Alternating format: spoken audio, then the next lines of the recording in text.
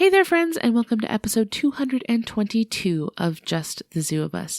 This week, I got to talk with an environmental educator about our very own backyard apex predators, bobcats. We discussed topics including, but not limited to, tail nubs, ear tufts, coyote pee, the bobcat's final smash, relationship tips from nature, tomcat jowls, and the interconnectedness of every member of the ecosystem from the tiniest rodent all the way up to the bald eagle. Just the Zoo of Us presents Bobcats with Jamison Cole.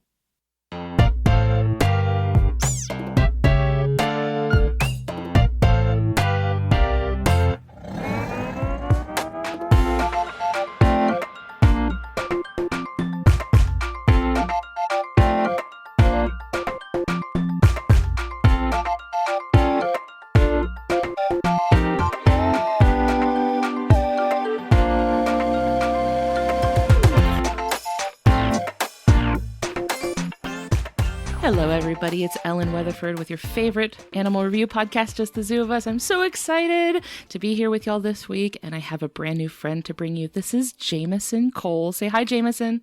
Hello, everybody. Jamison, what are your pronouns real quick? They, them. Thank you so much. We're talking about a really cool critter this week that I have a little bit of like in person, not like up close experience, but like a little bit. I kind of know them, but that can wait because before we're talking about our cool animal for this week, I'd like to talk about you a little bit. Jamison, for our friends listening, what got you into the work that you do with wildlife and nature? Yeah, so growing up, I always just really loved being outside and running around. You know, kids with ADHD need places to run around, and what better place than the great outdoors?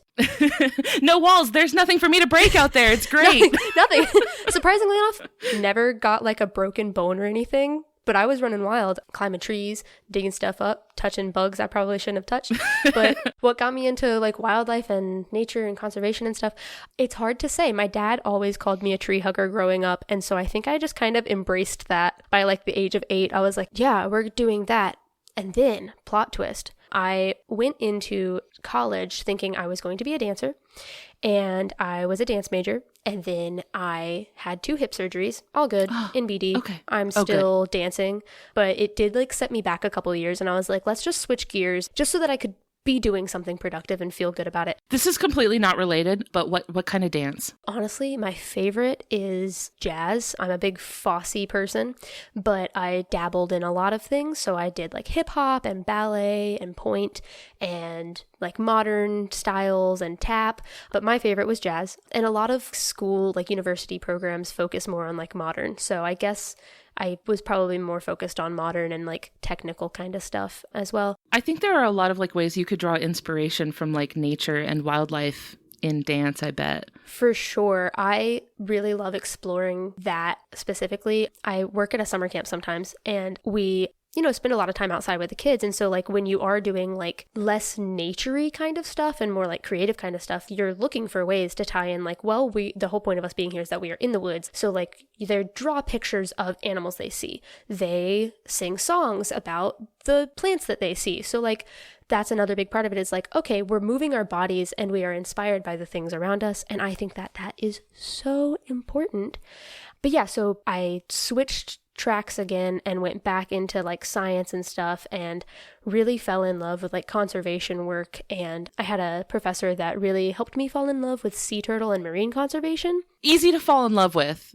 Right. Not a hard sell on that one. No, absolutely not. I was like in my last year and I was like, I really want to do this. And my advisor was like, you're almost done with biology. And I was like, no, I'm switching to environmental and sustainability. I'm never turning back. Sorry. Probably a lot of like transferable like knowledge there, right? Like you can carry a lot of that over. For sure, you can carry a lot of that over. It was very transferable and really easy to switch into. And it was great. And I loved it so much. And so that's how I am where I am. The journey of my life. Awesome. And where you are now is working with wildlife and conservation in North Carolina. Can you tell us a little bit about what that career is like for you? For sure. I just finished up a contract season at a state park in North Carolina working as an educator. So I worked a lot with like field trip groups and just like public groups that came into the park and summer camps and stuff like that. So just finished up a season there. And I also work on this ocean advocacy workshop that I'm definitely going to plug again later. So that's kind of where I'm at right now, and then planning to go back to summer camp over the summer to do more conservation kind of advocacy kind of stuff. Is it mostly young people that you're working with? Yes, I work a lot with young people. I find that young people are just really fun to work with. I really fell in love with the whole idea of conservation and young people. Through working at summer camp, I realized that that was right up my alley because there's a very different bar for professionalism. There's a lot more silliness expected of you. And it's really easy to be creative when you're working with young people, as opposed to like being a professional in conservation a lot of times looks like writing grants or sending letters to like senators and stuff. And I'm a very silly person. So working with young people just goes a lot better. We should all be incorporating more silliness into even adult professionalism. That's what I'm saying. I don't know why we're not. We should all be getting a little sillier. Everybody's cubicles would do a lot more good if they were just a little goofier. Just had a little more fun. Especially in young people, you see a lot of kids with that passion and energy for nature and wildlife and conservation. And they have that like optimism and like I can do it sort of mentality of being young, right? And it's just like they have so much momentum that you see fizzle out so quickly when you hit like adulthood. So it's just like so great to like work or be around like kids that still have that like passion and drive and be like, let me help you stoke those coals. Yeah. Like 14-year-olds are like infamously like so too cool for things. And so when you get the opportunity to work with young people who still have that drive and that like connection to the outdoors and like have the motivation and the momentum, like you were saying, like it is so fantastic because they haven't lost it yet. They haven't been like baited into like whatever adulthood thinks it should be. But like even as an adult, you could be like, hey, I can take like the passion and like the energy that you have and introduce you to adult skills. Right. I know how to operate machinery. I'm forklift certified. Together we can change the world. Me and my forklift. But there's been so many times where the kids I've worked with have come up to me and been like, I didn't know that this could be a job, or like have asked, how did you get to do this as a job? Because I feel like when I was younger, I thought that jobs were like doctor, teacher, nurse, and people who work fast food. Like, it's like, those are your options for jobs. Nobody gets cool jobs.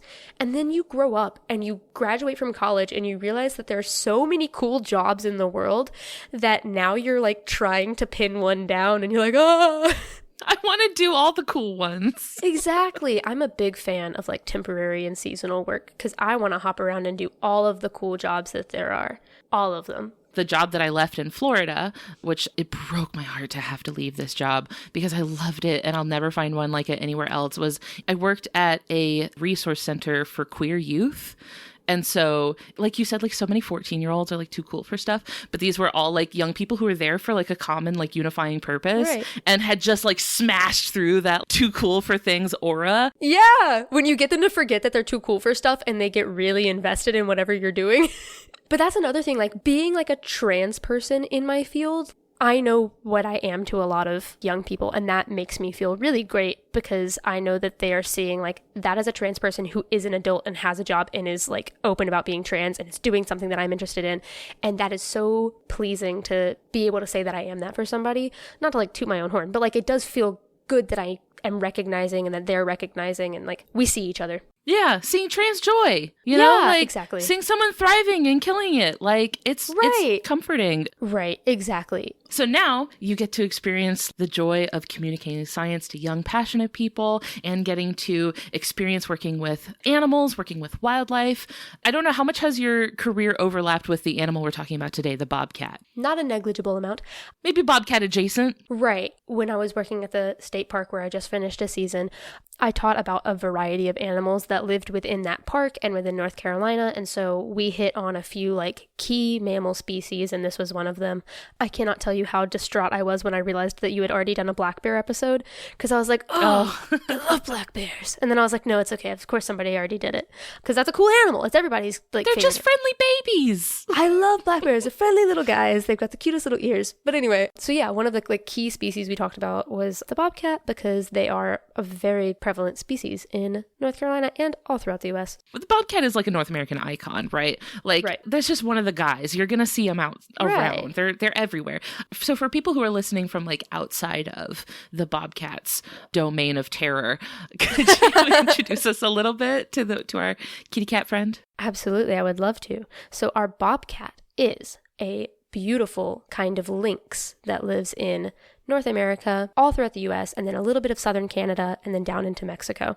Like I said, it is a kind of lynx, which is a kind of cat. I didn't know there were kind of lynxes. Yeah, so there's a Canadian lynx, and then there's the bobcat that we're talking about. It's a genus. So the scientific name is Lynx rufus. And there are two subspecies of bobcats. There's the western one and the eastern one. So obviously I'm in the range of the eastern one because I'm from North Carolina, wahoo. And then you're in the western range. So you would see Lynx rufus fasciatus, and then I would see Lynx rufus rufus. I've also seen it written as Felis rufus, and I don't know what that difference is. I don't know if they got reclassified at some point, and so I'm just still seeing the Felis in like older literature. I couldn't figure out where that comes from. Anyone who's listening to this and has a baby to name, Lynx rufus is an incredible first name. Or Felix rufus. Either one. Like, incredible, like, first name, middle name combo. Lynx rufus. I might steal it, actually. The first time I saw that, I was like, that's a great name. Wish I had seen that before I transitioned. Let me put that in my next, like, D&D ideas journal for, like, my next character. Like, I just beat Baldur's Gate 3. I'm about to start a new save. Like, I just need to... Lynx rufus is going right up there. Jot that down.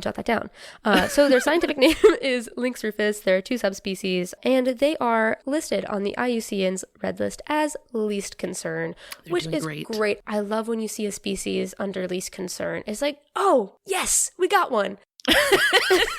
We haven't royally bungled this one. Right. So yeah, they're really cute little guys. One thing I didn't know about bobcats is how small they are. For the longest time, I, for whatever reason, just imagined that they were like, I don't know, I thought they were bigger than they are. And then the first time I saw, like, they are 1.5 to 2 feet at the shoulder. And then I, like, visualized how big that is. So that's, like, twice the size of, like, a house cat. I was like, whoa, that is way smaller than I thought. Which, like... Because people like to make a big deal about bobcats. They like to be like, oh, no, like, be careful because there's bobcats out there. Like, I could punt a bobcat. I wouldn't, but I could. No, don't do it. Don't do it. In an emergency. In an emergency, maybe. But, like, honestly, the first time I, like, visualized, I was like, hold on. This whole time I thought they were, like, I thought I was about to have to fight, like, a baby lion or something. No, that's just a little guy. That's just a really big Maine Coon. Like, it is not that serious. They are sturdy, which they have to be because they're predators. But they're kind of like brownish and have like spots and stripes, and sometimes they can have like a little bit of a reddish tinge on their back, and then they have like a white little belly. Oh, and their namesake, of course, how could I forget? Because they have these short little tails that are like less than 5 inches, which is why they are called bobcats. It's a nub. Because it looks like they have a little bobbed tail. They have little nubs. They're like the boxers of the cat world. It reminds me of like a Manx cat. Have you ever seen like a Manx cat? How they have like the little nub tail, and then they have these like really long back legs too. Oh, yeah. You know what? You mentioned that they're a type of lynx. Do they have the tufts on the ears? I've never gotten a close look at a bobcat. Whenever I see them, it's from far away. I've never been like up close and personal. Do they have the little tufts? They do. They have little itty bitty tufts on top of their ears, like many other lynxes. That's so good. Yeah. How amazing. But the thing is, nobody really gets to see them because they are so elusive, which I'll get into later. You could live near a bobcat your whole life. It's like how people say, like, you're never more than 6 feet from a spider. You could live next to a bobcat your whole life and never see it. Look to your left, look to your right. If neither of those people is a bobcat, then you're the bobcat. You were the bobcat all along. The real bobcat was the friend we made along the way. Okay, so I have seen bobcats outside in Florida. It was like our backyards, a retention pond, and then just woods on the other side of the retention pond. And our neighbor was really cool and set up a night vision trail cam on the other side of the retention pond. It was motion activated, so anytime something came out of the woods up to the pond, it would capture whatever was walking around back there. And on like the first night that he set it up, he got video of a pack of coyotes and like 3 bobcats that were just like chilling in the backwoods the whole time. Had no idea they were back there. That's amazing. I bet you saw some really cool stuff on that trail cam. That's so cool. 3 of them. I don't know if it was like 3, it could have been the same bobcat 3 times, but it looked to me like multiple bobcats. But I just thought it was so cool how like we had no clue they were there. No, and you never would. Apex predators in our backyard. Amazing. They're amazing. Have you ever heard a bobcat? I haven't. They'll make like a couple different noises. Sorry, I wrote down like the words I wanted to use to describe it. So they have like a... Let me hear those onomatopoeias. Here we go. So they can like chortle. It's almost like a chortle growl bark.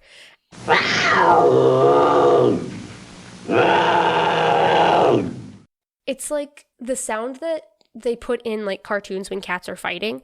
Yeah. The yowling kind of sound. Yeah, but it's like a growlier version, and it's like they're screaming. And like I was watching a video of them like almost doing that as like a bark, and it was like so bizarre because they're just like, it was just like standing still, and it was like very strange. I also read somewhere that they like chirp. Don't know what that means. That's a bobcat, not a bird. It makes me think of the way that cats do the sound, like when they see like a bird or something. Like the little like, yeah. That's exactly what that means. Which is very cute. Oh, that's so interesting. Yeah, they make weird noises. Bobcats are scary. Imagine you don't know that there's bobcats and then you hear them. You're like, that's ghosts. That's ghosts and demons. That's ghosts and demons. This isn't bobcat related, but I was at the park I worked in had like a wetland area, and I was down there with a group one night, and it was like 9 p.m. and we heard this like howling, and I thought it was another group because we as a group of employees were very prone to just howling with our kids, and so I thought that I was just hearing another group like howling for fun, and then I was like, this is going on for a really long time. And then the next morning we went back to the wetland, and it smelled like really weird, and I was like, that's coyote pee. Coyotes have a really distinct urine smell. And I was like, we were hearing coyotes. Oh. That's the kind of insight you're not going to get in a book, okay? No. You got to be there to know the coyote pee smell. Yeah, I was like, guys, do you smell that? Everybody take a deep inhale. That's enrichment for the day. It's a sensory experience. There we go. You know how, like, for animals in zoos, sometimes they'll, like, introduce different smells as enrichment? They'll, like, give them, like, something that's been, like, sprayed with you. That's, like, you're giving enrichment to, like, the summer camp kids. Today's activity, coyote pee. Coyote pee. Take a deep breath. But, yeah, I'm going to be so honest with you, I've never seen one out in the wild. As long as I worked at that park, I never saw one because they don't want you to see them. And I don't think I ever heard one either. This sounds like they're doing the job. Yeah, exactly. I'm just saying, mission accomplished. They're so effective. It's funny you say that. Because it just so happens that if this is your first time ever listening to this podcast, our whole deal is that we review animals by rating them out of 10 in different categories, the first of which is effectiveness. It's how good this animal is at doing the things it's trying to do using what's built into its body. So what do you give bobcats out of 10 for effectiveness? If I may be so bold, I deem the bobcat 10 out of 10. This is your episode, and so you can be as bold as you want.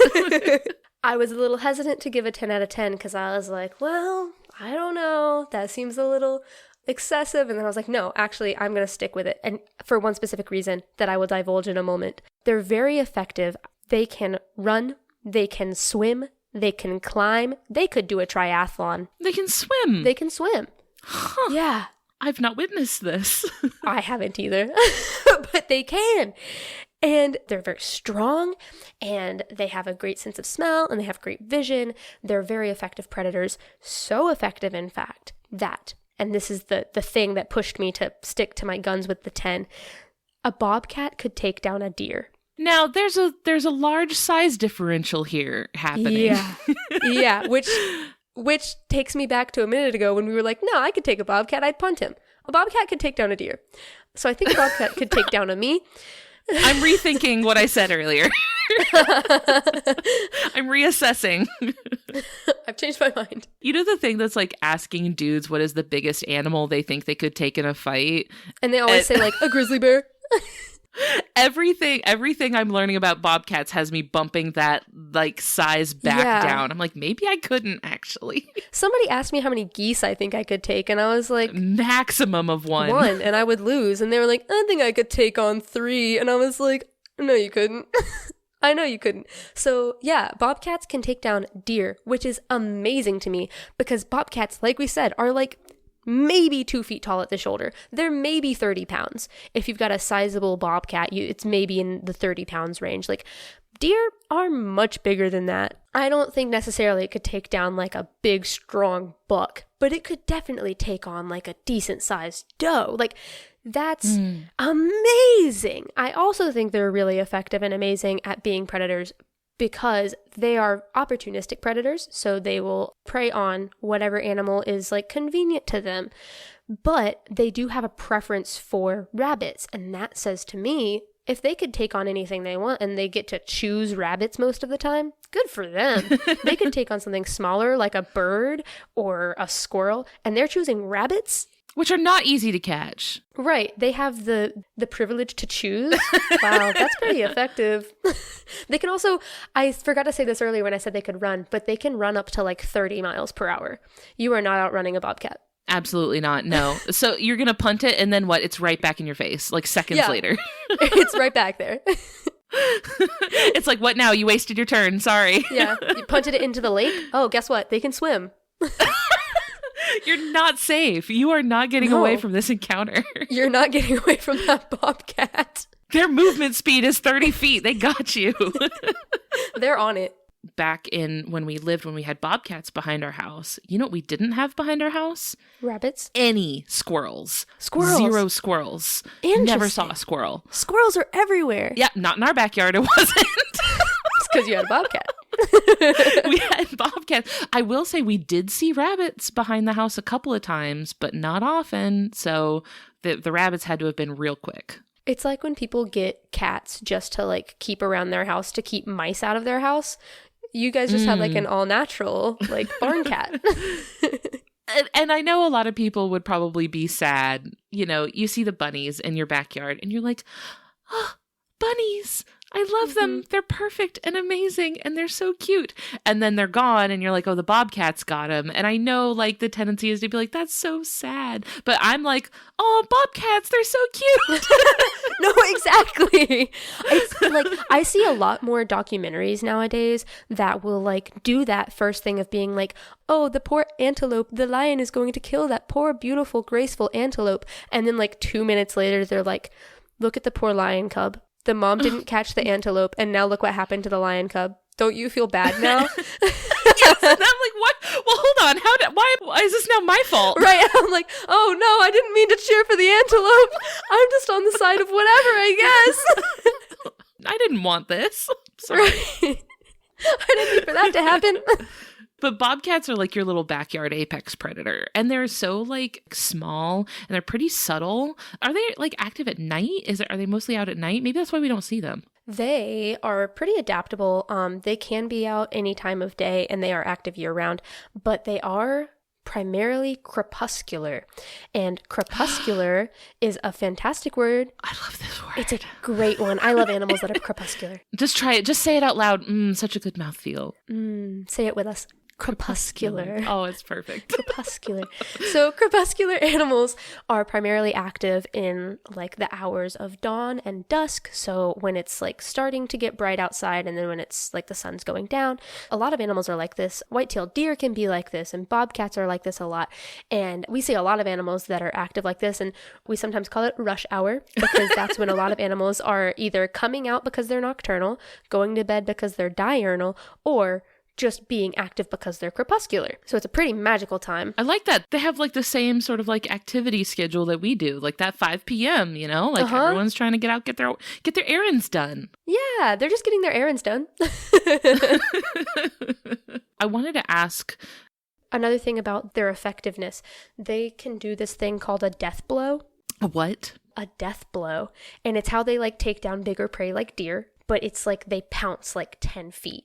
And just like death blow. It's like how alligators do the like death roll, where it's like they got you in the death roll, you're done.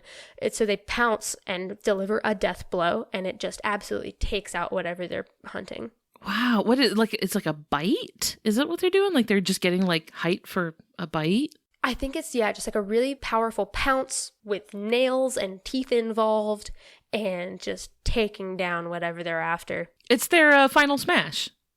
Sure, yeah. It's their ultimate ability. They've been saving it up. Exactly. They got their like health levels up, and now they're doing a death blow. You got to build up your meter through combat, and then you save up enough, and now you can do your death blow. Exactly. Now you can do your death blow.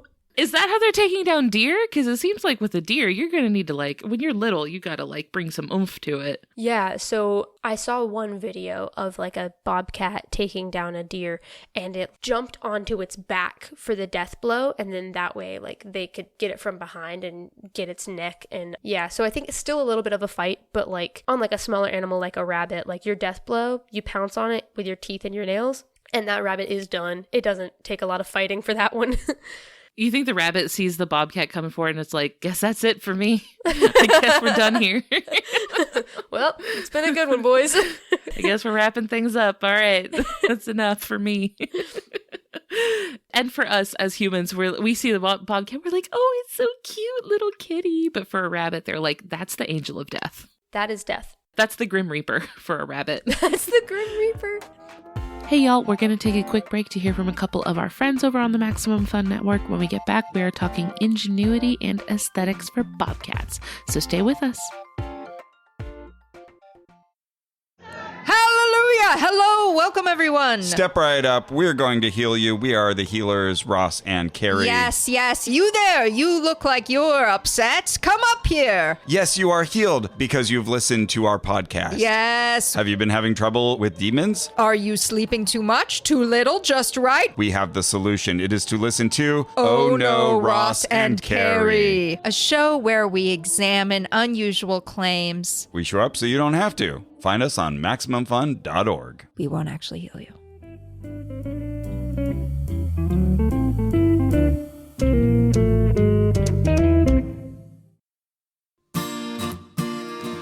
The human mind can be tricky. Your mental health can be complex. Your emotional life can be complicated. So it helps to talk about it. I'm John Moe. Join me each week on my show, Depression Mode with John Moe.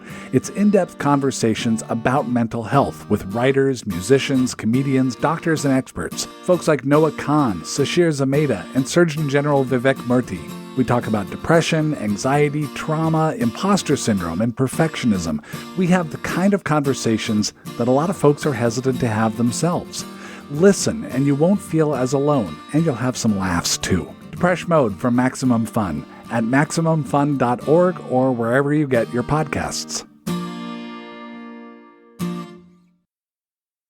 Our next category that we rate animals on is ingenuity. This is behaviors. These are things the animal is actually doing with their body to solve problems that they face.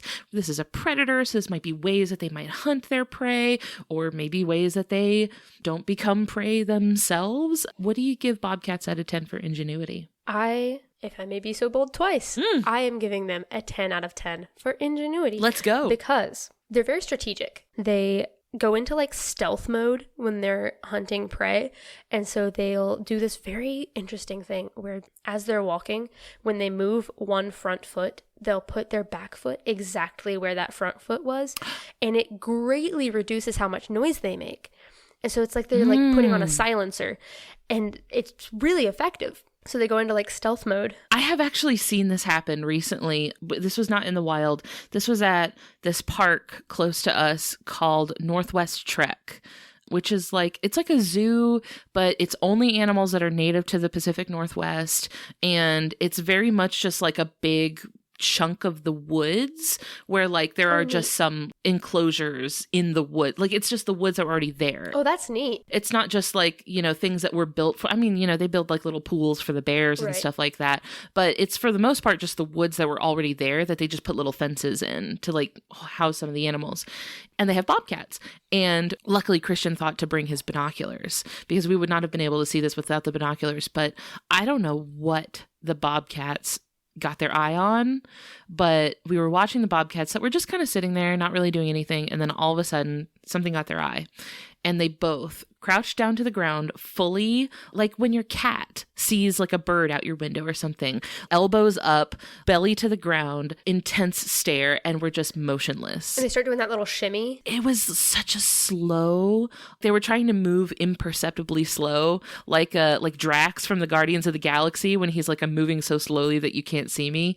They were like really slowly inching forward. And we thought that if we could just sit there for long enough, we'd see them pounce on something, but they moved so slowly. We were there for like 10 minutes and they didn't do it. They were just like doing this sort, nobody can see what I'm doing because this is audio only, but they were just like inching forward so imperceptibly slowly that we were like, okay, all right, that's so enough, much more patient than I would not make it as a predator. I'd be like, ugh, I can't wait. I'm just gonna pounce now. I need immediate gratification. Immediate. I don't have time to stalk this animal for 10 minutes. That's too long. Nope, couldn't be me. I can barely sit in line at Taco Bell for 10 minutes. Like, that's already a big ask for me. This is why we invented the drive-thru. It's optimal foraging is what it is. Optimal. Exactly. It's optimal foraging. So that I wouldn't have to do this.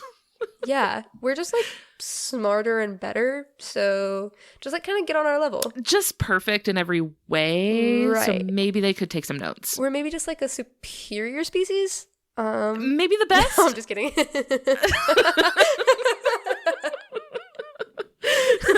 That's the true point of the podcast, is just dunk on everybody for not being us. Like, just dunking on every animal every week. I give them a 6 out of 10 because they'll never be me. Get thumbs, nerd. But yeah, they're really, really good at hunting. They'll like store food, which I think is really smart. So if they do take down something big like a deer, they'll store it away to have something to eat later instead of just like leaving half of a deer uneaten in the woods. It's like, well, now I got lunch. So they have leftovers. And I think it's really amazing when a species invents leftovers. I think that's really smart. That's just the next step. That's evolution. That's the next one. When you develop leftovers. And when they get thumbs, we'll talk, but they're almost on our level. They're trying. They're also, I think this is a really smart thing that they do. So I had like 4 things for why they're so ingenuous. Is that a word? I don't know.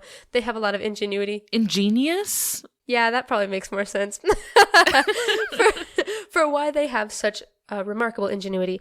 They're incredibly non-confrontational, which they could be if they wanted to be, like within their own species. They do a lot to like mark their boundaries and don't really want to get into territory fights with nearby bobcats. And so they'll mark their territories using scent. So like we know, like with dogs, they'll mark their territory, they'll urinate on things. So they do stuff like that. They also utilize a lot of body language to communicate to other bobcats, like whatever they need to communicate, whether that's something for mating or like saying back off or like whatever. So they're not confrontational. They don't want to fight any other bobcats. They're also very solitary species, which lends itself to not being confrontational, because if they lived in like family groups or in like a pack or something, there would be fights to be like mating with like the same females or like whatever. No power struggle here. They're not fighting with anybody. They're just on their own. They're independent. Game recognizes game. They're like, you're good. We're good. We're just parallel. You're good. I'm good. We're on our own tracks, you know? They do have very distinct territories, and the size of their territories can vary widely. So they can have like a territory that's like half of a square mile or like 30 square miles. And obviously that would depend on the population density. So, I mean, if you have like 30 bobcats in your backyard, they're all going to have a pretty small territory. And yeah, like I said, they'll mark that territory so that, you know, like, this is where I am. Please leave me alone. This is my house. And they're like, you know what? I'm going to respect your space. We don't need to duke it out. It's all good. We're choosing love. I see you've got your thing going on. I respect the hustle. They're pacifists, except for when they have to deliver their death blow. Maybe they're just like, listen, bobcats are the supreme being. This is the best species ever. We need to really preserve our numbers of... Right. And that's why there's so many of them. That is why they're of least concern, because they stopped with the infighting and they discovered leftovers. They unionize and they're stronger together. Stronger together. Exactly. Stronger together, but still separately in their own territories. But still, you know, yeah, respecting distances. They're social distancing. And it's working out great for them. Yeah, they're on it. But yeah, so they'll communicate so that they don't have to be confrontational through scents, and then also through those like sounds that I was talking about earlier, where they'll like chortle or growl or like bark or chirp or whatever, so that they can talk to their fellow bobcats. A huge takeaway from this episode: communicate so you don't have to be confrontational. Communication is key. Exactly. Communicate, set boundaries, respect boundaries. Look, you see, it's working great for bobcats. Exactly. They've got it figured out. We could all take a page from their book, because we have thumbs, and so we could do that. So we have books we can learn from. Yeah, we have books and we have thumbs. So, and then the last thing that I wrote down for ingenuity: bobcats have multiple dens. So they'll have like their main den, that's like their house, where they'll like sleep at night, and it's like a nice big den, or however big they want it to be. Sometimes it's like a den where they keep their babies if they have babies. And then they'll have auxiliary dens that are scattered throughout their range, and that can be a place to like rest during the day, or to hide prey, or just to like duck and camouflage if they need to camouflage. So, which also lends itself to why they're so elusive and why not a lot of people see them, is because they have these dens that they'll just like tuck into. And so a lot of times these dens are like under overturned trees, or in little rock caves, or just whatever little like hollow place that they find, and they'll just go hide out in there. I like that. I wish I had a little like mobile den I could just carry with me. Right. So if I'm like out doing errands, I can just be like, hold on, let me just tuck in right here real quick. Right. I mean, I guess that could be like my car. I could be like, I gotta go sit in my car for a minute. It does kind of work like that sometimes. You're like, let me just duck into my car real quick. Let me just have my little log that I can crawl under. And nobody can see me for a little while. I gotta go sit in my log and listen to Taylor Swift for a minute. There are so many life lessons I think we could learn from the bobcat. Yeah. I think we're learning a lot from them today. I agree. Oh, I forgot to say this when we were talking about effectiveness, but they have really good camouflage, which with a lot of animals that have like spots and stripes and things, people instantly are like, how are stripes going to help you camouflage? I see stripes. But the thing is, bobcats really like living in the woods. And so with the way that shadows and light look on everything in the woods, it really helps with their camouflage, because it creates that illusion of shadow and light. And so even if they're moving, and especially if they're moving really slowly, like you were saying, it can be almost like impossible to determine, like, am I seeing leaves shifting, or is that a bobcat? So yeah, they have really effective camouflage. It's really good for like breaking up the silhouette. Because, like, exactly, you kind of know what a cat shape looks like, but if you're seeing just kind of like a blurry blob. You know, I bet it also really helps that they have short tails living in the woods, because, you know, when cats are like kind of hunting something and their tails will flick back and forth, that would probably be really noticeable. You're like, I know what a cat tail looks like. Yeah, and they're like, no, you don't. No, you don't. Nope, not this one. I don't even have one, so.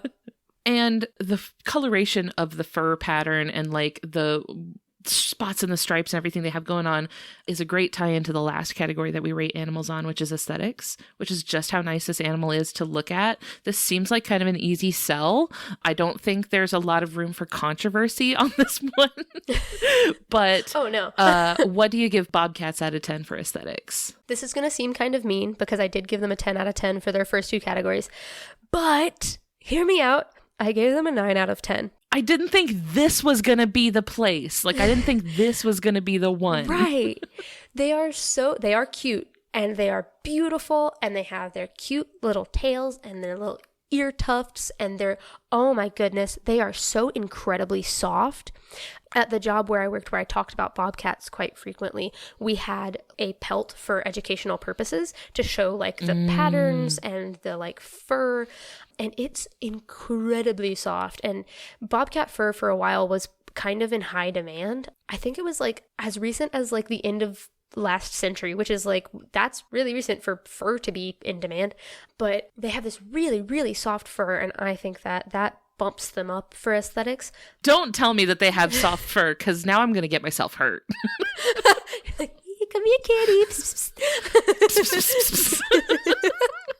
But they do, I think, have kind of, I don't want to say boring colors because that seems mean, but after listening to like the episodes on like the pupfish or like the animals with like the bright blue colors or like sockeye salmon, how they like turn red, it's like, well, these guys are just kind of brown, and brown's a great color, don't get me wrong. Brown and white and kind of an orangish brown color, they're fantastic colors, and they have those beautiful patterns and that striking white tummy, but you know, they could be doing more. We could be doing more. So that's why I give them a 9 out of 10. We've seen a lot from the cats, right? Like we've seen a lot of work in the color department in cats. We've seen like jaguars and tigers that have like really, really striking. So like, yeah, there's a little room. I do like how like the common like fashion wisdom is not to like wear too many clashing patterns.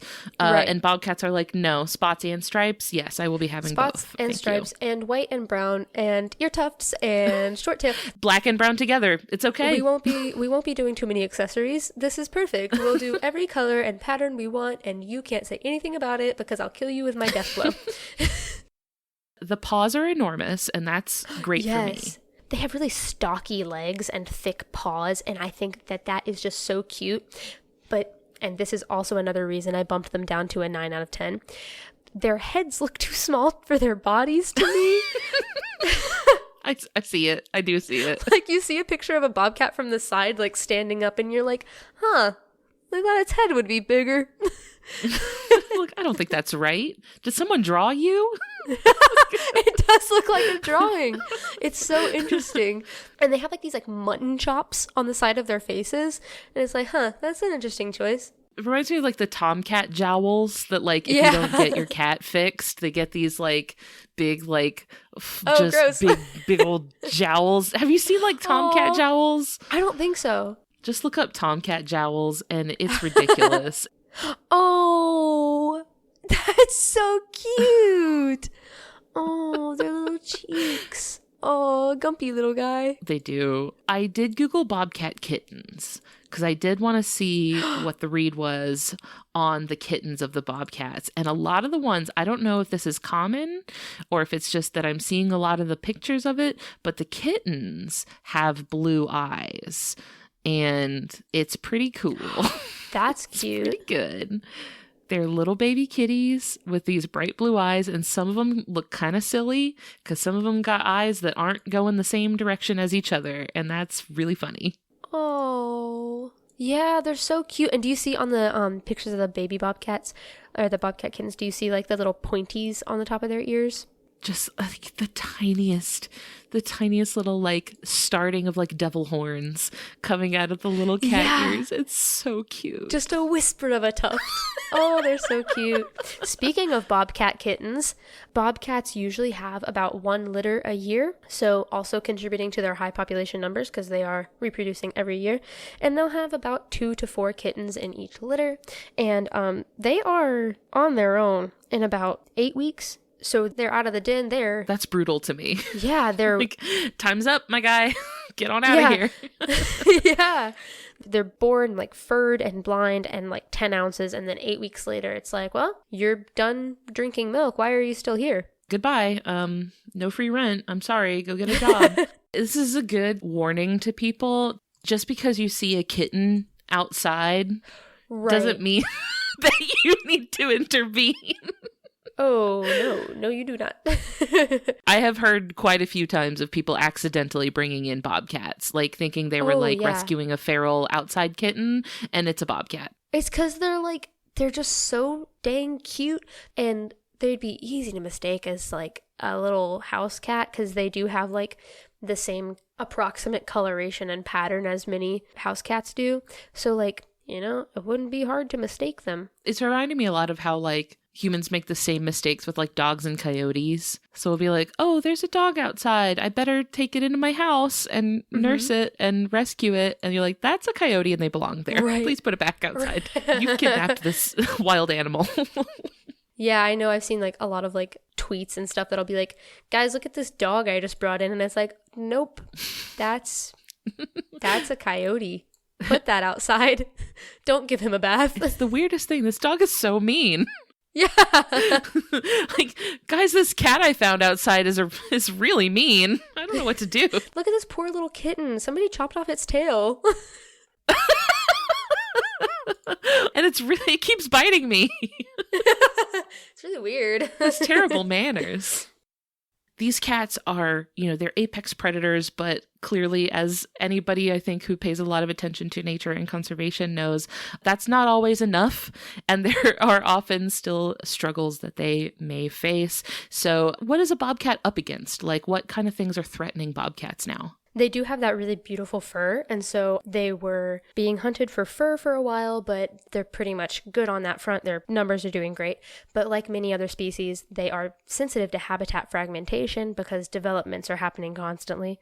So they're sensitive to habitat fragmentation. For people that maybe haven't heard that term before, what does habitat fragmentation mean? Absolutely. So habitat fragmentation is really common when new developments are happening. So when buildings are built or roads are built and it breaks up the animal's natural habitat. So it breaks up patches of forest or it puts them on one side of a highway and the freshwater source they use is on the other side of the highway. So it breaks up where they would usually be living and can make it harder for them to get the resources they need and exist in the area that they are built to exist in. That highway also presents its own threat, because then they could get hit by a car while trying to cross over or something. It's really dangerous. Oh, yeah, absolutely. But the biggest threat that I have seen facing bobcats are rodenticides. That's like a pesticide, but for rodents. So it's something built to deter and kill rodents. But then when a bobcat then eats, for example, like a squirrel that has consumed a rodenticide, then it can get in that bobcat and it works its way up the food chain and it can hurt and even kill that bobcat because they ate that rodenticide through the squirrel. They're pretty dangerous for them. A lot of people don't necessarily think about the sort of broader ecological impact when you may be targeting like a rodent, right? You may be trying to target like squirrels or rabbits or whatever it is, but it can be easy to forget that they have a place in the ecosystem that is bigger than just them. So you see, we've talked about this with like vultures and birds of prey and often things that people set out to try to manage like an animal lower in the food chain. Right. It has ripples that go way up. It was a really big thing with DDT back in the last century. And DDT is still used in some places today for malaria and mosquito control. But it was a really big thing with DDT where it was sprayed on the plants and then birds ate the plants and the birds were unable to reproduce effectively or reproduced really weak offspring. So yeah, that ripple effect is very important and very prevalent and does work its way up to humans in many ways. But it's not just important because it affects humans, it's important because it affects other species, and they're important too. Yeah. We almost lost bald eagles over this. Right. So it's always important to think about the big picture of things. It's never just about the squirrels or just about even just about the bobcats, right? It's everybody has their own place. It's the circle of life. Yeah. Well, the bobcat, so cute, So adorable. Just a perfect little apex predator. We love them. And before we wrap up for today, I would love it if you could let our friends listening know where they can go after this, like what sort of projects you're working on now or projects you want people to be aware of. If you've got anywhere on social media or on the internet you want people to follow you, like where can people go now? All my social medias are pretty just like my own private stuff, so I don't really have anything to promote there. But as for other projects, I am helping plan the Ocean Advocacy Workshop here in North Carolina. So if you are a college student in North Carolina, or you're just somebody from the general public that's really interested in ocean advocacy, check us out. And we are also affiliated with the Plastic Ocean Project, which is based out of Wilmington, North Carolina. So definitely check them out. And you can just Google either of those and find those. So again, that was the Ocean Advocacy Workshop and the Plastic Ocean Project. And those are two really important projects that I work on. Yeah, I think that's all I really have to promote about me. Yeah. Awesome. Well, I'll include links to those things also in the episode description, so anybody listening can just scroll down and click through and check those things out. Thank you so much for joining us and sharing your passion and your knowledge about these wonderful animals. It's been an absolute delight, and we will talk to you later. Bye! Bye! Thank you! Thank you all so much for listening. I hope that the Bobcat has dealt a death blow to your heart. If you liked what you heard today, I hope you leave behind some kind words for us in a review on your podcast app of choice, like Jane is the best cat, who said on Apple Podcasts, I listen to this podcast every night. I sometimes have to turn it off to fall asleep because it's so interesting. This listener also asked if we collect Pokemon cards. I did as a kid, but I passed my collection down to my own son, who now has his own collection spanning multiple binders. So the practice is indeed a rich tradition in our home. If you want to hang out with us online, we're on Facebook, Instagram, and Discord. Links to everything will be in the episode description. You can send me an email at ellen@justthezooofus.com if you have a cool animal you'd like to hear us talk about on the show. We'd also like to thank Maximum Fun for having us on their network alongside their other wonderful shows like the ones that you heard promos for here today.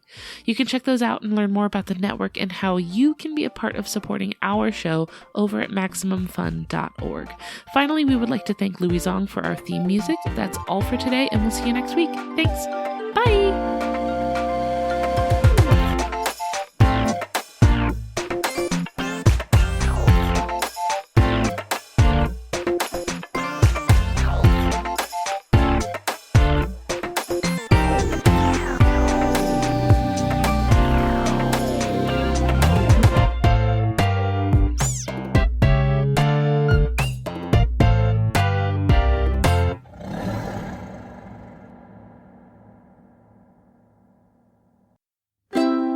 MaximumFun.org. Comedy and culture. Artist owned. Audience supported.